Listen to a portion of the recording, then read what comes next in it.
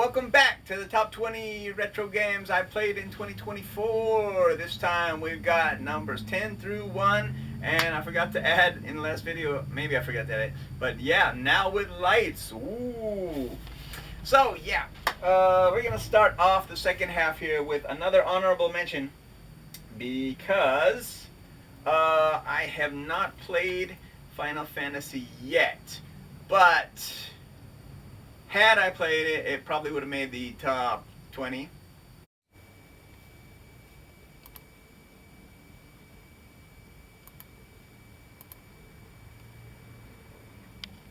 But we need to get a run in here real quick.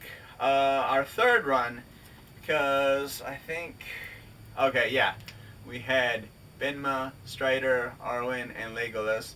So I was the fighter. We had a thief ninja. There was a white mage, white wizard, and red mage, red wizard there on the PS1 Origins run. And then for Final Fantasy February 2022, the character names, we had the fighter, black belt, red mage, and black mage. So we need to make another run here. I think what we're gonna do is thief, black belt, white mage, black mage. So we'll have used each character twice. Now that might be a little bit weaker, but it should be more fun. And yeah, there's just so many ways you can play Final Fantasy. So we're going to do that on the Pixel Remaster here and gear up for Final Fantasy February. Yeah, so top 10. 2024 was Year of the Dragon, and I had so many things planned, but when life gives you dragons, you replicate lemonade. What? Life gives you lemons, you replicate lemonade. Yeah, I don't know. Anyway, maybe I got dragons on the brain because Dragon Warrior, boom, or Dragon Quest clocks in at my number 10 retro game of the year.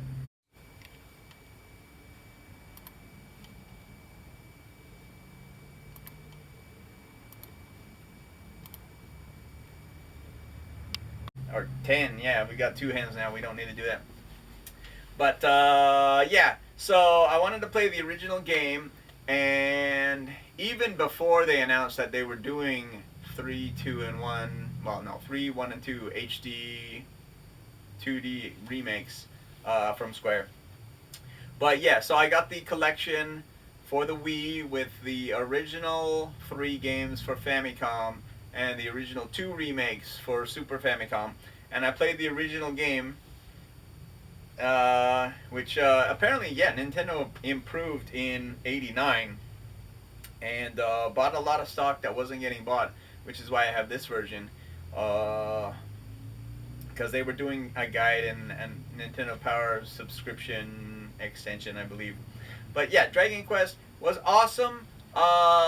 More awesome than I realized at the time because, you know, when I was originally playing this, it was sort of 2D, and I was used to much more action-oriented games like Super Mario, Zelda, all that stuff. You could feel the action, you could see the action, whereas, you know, they weren't really fighting. There wasn't that much animation. The enemies popped up, they flash if you hit them, they play the if you missed. And I didn't get it at the time, but now I do. So Dragon Quest or Dragon Warrior is my number 10 retro game I played in 2024. Check it out when you get the chance. Moving on to number 9. Or, yeah, we could just do that. So this one I hadn't played. I left it specifically for the anniversary. And my number 9 retro game of the year is Mega Man 3.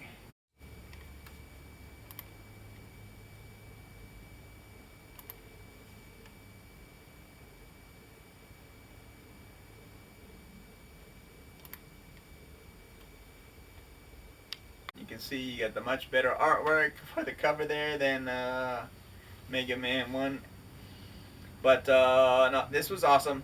What did I do? Yeah, I did a Buster Mostly challenge, which you may or may not have heard because my mic was apparently not fully connected. So at some point, I'm going to want to watch my own stream and do some commentary and make some regular videos because that kind of sucked. But the stream was good while I was playing. But yeah, I beat. What did I do? I beat all or almost all of the bosses with the Buster only. Well, it's not even the Buster. It's the armed cannon. The Buster was introduced in Mega Man 4. Which I'm sure I commented on to the void.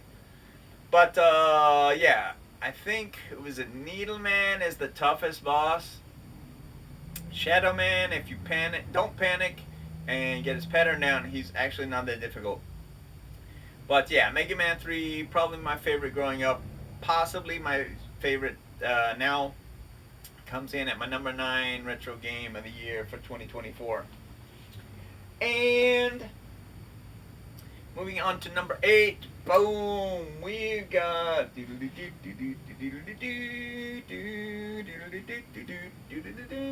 Kid Icarus. Ben here again, interjecting. For Kid Icarus, please bear in mind you will want to play the US version, not the Japanese version, as it's even more difficult to get the best endings in that game.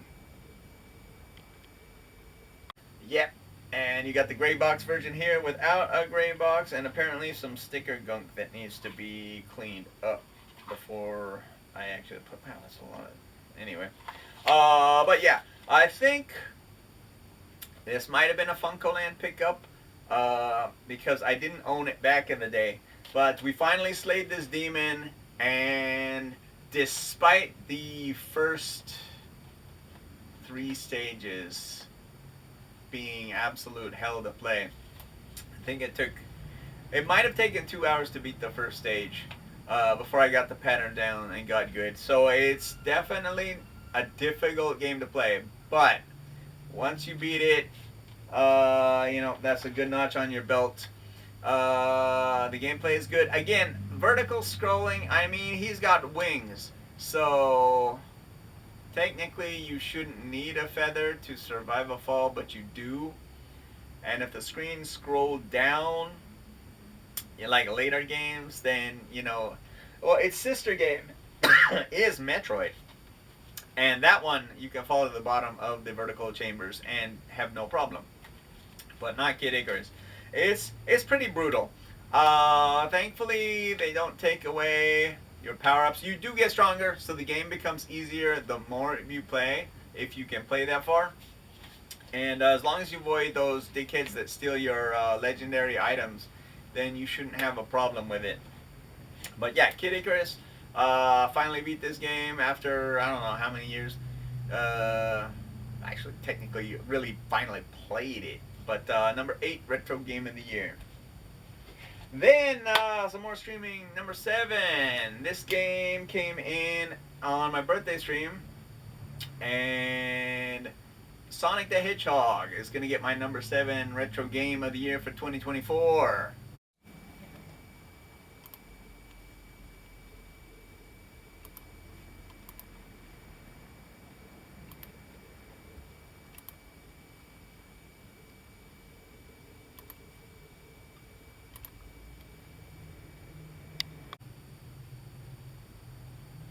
Yeah, so you can see some screenshots there. Again, yeah, the fast-paced action until it's not. But we managed to clear all the stages. Labyrinth Zone was a little difficult, if I remember, because of the air bubbles not spawning enough. But we got the job done. And I don't know if it was our last life we took down Robotnik, or which I'll be saying again later in the video. But yeah, Sonic the Hedgehog, awesome game. Again, if I don't regret having a Super Nintendo growing up, but if I had had a Genesis and Sonic, I would not have had a complaint either way. So yeah, Sonic the Hedgehog gets my number 7 retro game of the year. Moving on to number 6, boom. And yep, we had another 31 days game. We've got Halo Combat Evolved for the Xbox.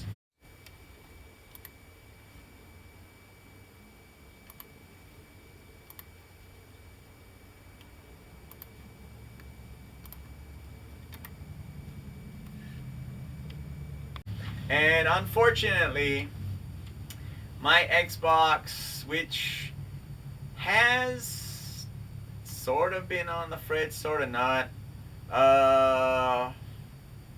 There was a ghost in the machine where the tray would just open randomly when you're trying to power off. But that wasn't the. It actually died during stage 3. Is that the Truth and Reconciliation? So at that point, I did have to switch over to Halo Anniversary so I could finish up on my 360. But oh yeah, the game is hard, and I think Halo games may have gotten a little bit easier because I was playing on normal and it felt as difficult as some of the other games on heroic.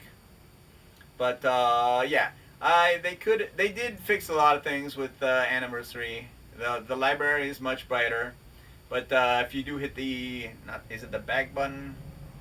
It would be select on other systems, but you can switch to how the original game looks. So I did that for most of that. Even for 2001, the game was ahead of its time. So yeah, Halo and 31 Days. That was a great way to start.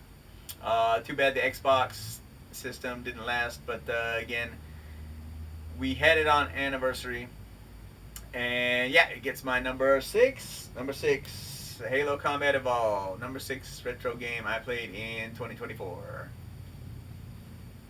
And then we're down to the top 5.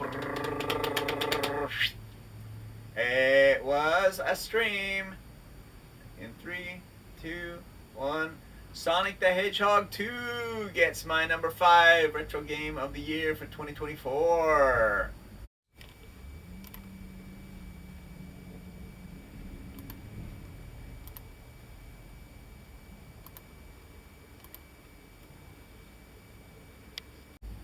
And yeah, I played this in university. My friend had a Genesis and a Sega CD, which doesn't matter for this game, but yeah, the Genesis, and I beat it. I spent a lot more hours playing that game than I did studying, which, you know, I should have been doing. But hey, it's on video, so there's the you can it'll come back to haunt me someday, probably. No, but Sonic the Hedgehog 2, the stages are awesome. Yeah, level design, the action, it's a lot faster than the first game. There are still a few areas which slow you down. And yeah, people watching live cheering me on for the bonus stages, which were pretty difficult. But I had many chances, and then if you can make it to the last section where the rings are just flying at you, just sort of stay in the bottom and go back and forth. Don't try to go all over the screen to collect the rings. And you should have enough by that point. The checkpoints, I mean, some of them, they did me dirty. But, yeah, if you can weave between the orbs to collect the rings, then you really don't have a problem there. And then you get Supersonic, and the game's pretty easy. Except for the last stage. Because, yeah, you go, the entire game is fantastic, and then they put you on Metal Sonic, and if you die on Metal Sonic or Robotnik, I mean, you don't get any second chances. You get no rings, so you have to one-shot both bosses. And Sonic, once you get his pattern, Metal Sonic, once you get the pattern down, it's not that difficult, honestly. But, you go through in Robotnik, and you can hit him when, like, the claws are like this. You can jab him in the belly. It's risky, and I died several times doing that because of the no rings factor. That's very cheap.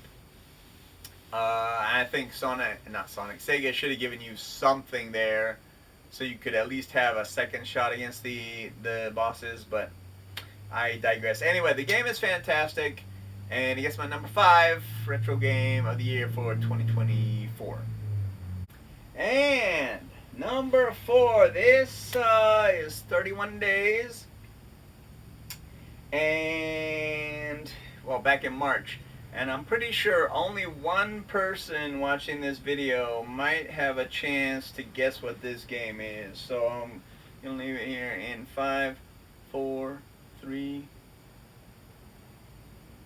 Now, coming in at the number 4 retro game I played in 2024 is Pikmin for the Nintendo GameCube. I wonder how many of you did not see that coming.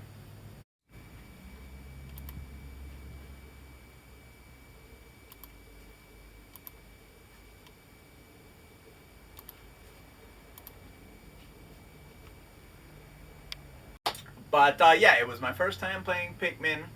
Of course, it was kind of the year of Pikmin. They had the 1-2 remaster or whatever it's called. And Pikmin 4 finally came out. And even Pikmin 3 was previously re-released. Pikmin 3 Deluxe for the Switch. So yeah, all your Pikmin games are on Switch. Unfortunately, it was my first time. And I hadn't learned the process really. So I got better near the end of the game, but it was too late to collect all 30 spaceship parts. And I don't know if the game tells you which ones are vital components or not, because I collected this stuff and then it crashed and burned, which is the bad ending. And then I went and collected the other stuff and crashed and burned, which is also the bad ending. So I don't know what essential components are or not. And of course I was playing in Japanese, so that probably didn't help. But yeah, so maybe the game does tell you what piece you need to look for to upgrade the ship to actually be able to fly out there. But, I don't know. And yeah, so I didn't get even the good ending. And I sure didn't get to the final boss and the best ending. But it was fun. I really enjoyed my time with Pikmin. I can see, Arlo goes nuts for Pikmin. And I can see why people like the game. I don't know if it needed, that many sequels. But, the first one is still fun. And I'm sure it's the same gameplay through them all with some minor tweaks. But yeah, Pikmin was great. It was my number 4 retro game I played in 2024. And we're moving on to the top 3.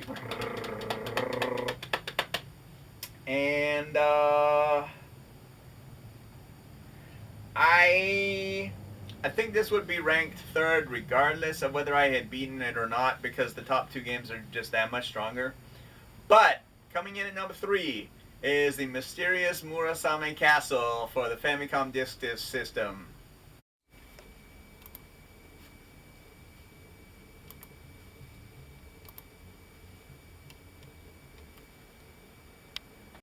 And this was an absolute banger. Again, I planned to play this before they even released it for the US Nintendo Switch Online. But the game was friggin' awesome. It's the sister game to Zelda. I mentioned Kid Icarus and Metroid are our sister games, but this is the Legend of Zelda sister game. And it's got the special where the samurai fly out for magic, and that's cool. But you go screen to screen. I didn't really know what I was doing, but the graphics are almost exactly like the Legend of Zelda. The boss fights are a little bit different. And some of the patterns are really difficult. But you can also YOLO run to where you need to be if you know what you're doing. And I died, of course, and I had to get back there. Died, and had to get back there. So you sort of learn the patterns. But yeah, I made it through the first 3 stages. They're broken up into 2 sections. The outside and then the fortress, and outside and fortress. And I think I cleared the first 3, maybe 4. The first 2 fortresses. But unfortunately, I never made it back. Maybe I can do that at some point next year. But yeah, Mysterious Murasame Castle. Music was banging. The gameplay was banging. And I guess my number 3, Retro Game of the Year. Now, 2 more. You should be able to guess one of them. And let's do the drum roll. If you said Halo 2 for the number 2 retro game of the year, you would be correct.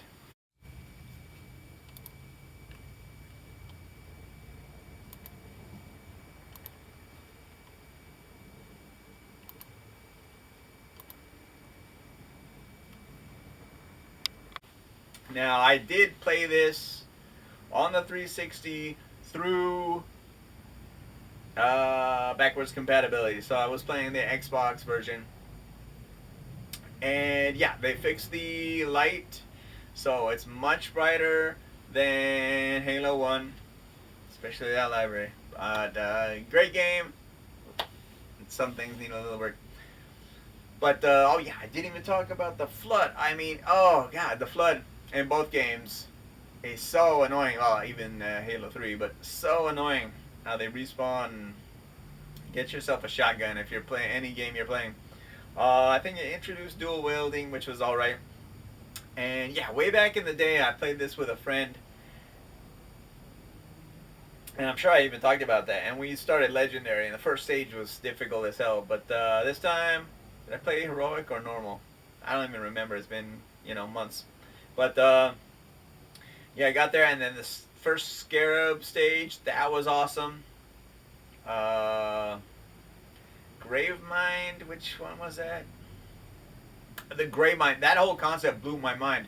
I'm like, this game is awesome. Of course, you're playing 2 stages as Master Chief, and then you switch to the Arbiter for a couple stages.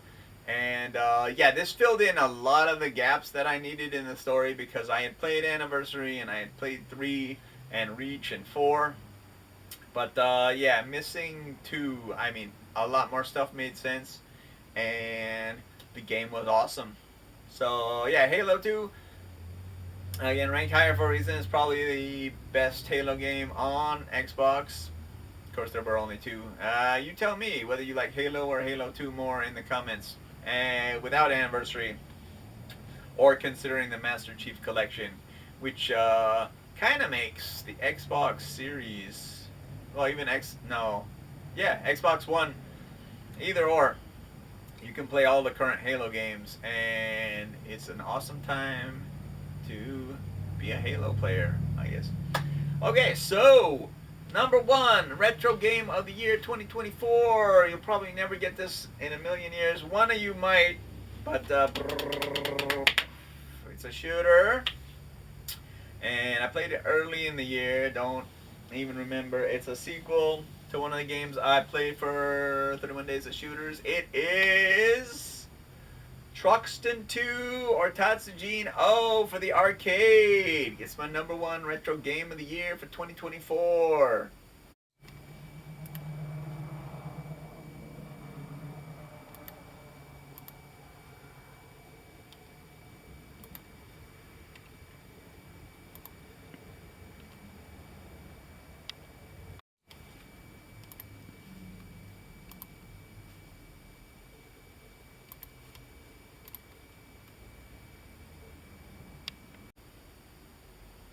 Now, this game was rough. I talk about challenging shooters. I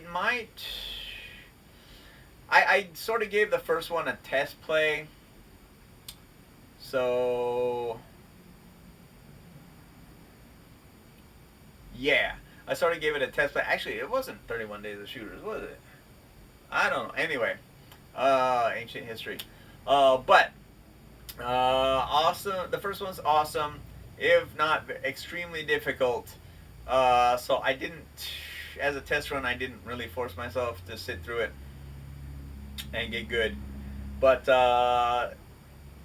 this one, they've got various checkpoints, so you can limp your way along. You can credit dump if you need to, and the game is difficult. And I was playing and playing and playing and playing, and everyone else had started playing other games, but I'm like, no, I'm gonna beat this game. I'm gonna beat this game. And finally, I made it to the next checkpoint. And I'm like, woo! And they're like, you beat it? I'm like, no, just the next checkpoint. And this process happened several times until I finally beat the game. and the game is fantastic. It's one of the best shooters I've played, certainly this year, if not all time. Don't know how I would compare it to Ikaruga or Gradius, which were the top two for 31 days and the 2022. But yeah, the game is awesome. Tatsujin O or Truxton 2 is my number one retro game of the year for 2024. Woo! Yeah. Okay, so do a quick recap. Honorable mentions. We said Pilot Wings, Wave Race 64, Gyromite, Castlevania Circle of the Moon 20, 19 Legendary Wings, 18 Time Crisis 3, 17 Mega Man 6, 16 Final Fantasy 8 Remaster, 15 Castlevania, 14 Mega Man 5, 13 Great Maho Daisakusen, 12 Super Punch Out, 11 Michael Jackson Moonwalker Arcade. Then, honorable mention, Final Fantasy Pixel Remaster. Well, no, Final Fantasy 1 on the Pixel Remaster, which I'll be picking up shortly and may have started by the time this video airs. 10, Dragon Quest. 9, Mega Man 3. 8, Kid Icarus. 7, Sonic the Hedgehog. 6, Halo Combat Evolved. 5, Sonic the Hedgehog 2. 4, Pikmin 3. Murasame's Mysterious Castle. No, the Mysterious Murasame Castle. Number 2, Halo 2, and number 1, Tatsujin O or Truxton 2. So, let me know in the comments what the best retro games you played this year were, and we'll have a discussion. I'll be back next time with the top 10 modern games I played this year and game of the year. So, as always, thanks for watching, and keep dancing.